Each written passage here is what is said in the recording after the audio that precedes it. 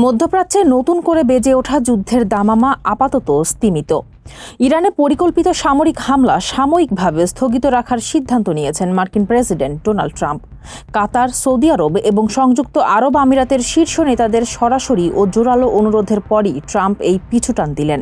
নিজের সামাজিক যোগাযোগ মাধ্যম ট্রুথ সোশ্যালে দেওয়া এক পোস্টে ট্রাম্প নিজেই এই চাঞ্চল্যকর তথ্য নিশ্চিত করেছেন।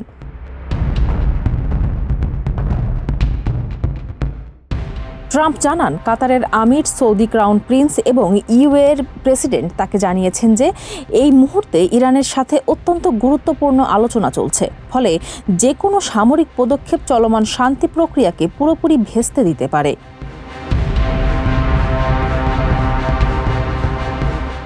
তবে ট্রাম্প সাফ জানিয়ে দিয়েছেন, ইরানকে পারমাণবিক অস্ত্রমুক্ত করার এই আলোচনা ব্যর্থ হলে মার্কিন সামরিক বাহিনী পূর্ণমাত্রার বড় অভিযানের জন্য সম্পূর্ণ প্রস্তুত রয়েছে।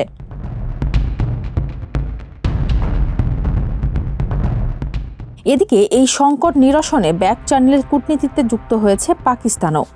আন্তর্জাতিক গণমাধ্যম রয়টার্স জানিয়েছে, ইসলামাবাদের পক্ষ থেকে একটি সংশোধিত 14 দফা ইরানি শান্তি প্রস্তাব ওয়াশিংটনের কাছে হস্তান্তর করা হয়েছে।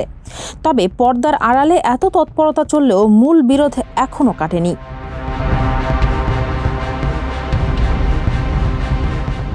ইউরেনিয়াম সমৃদ্ধিকরণের অধিকার ছাড়তে নারাজ তেহরান। অন্যদিকে নিষেধাজ্ঞা প্রত্যাহার ও জব্দ অর্থ ফেরতের মতো বড় শর্তগুলো নিয়ে এখনও অনমনীয় ওয়াশিংটন।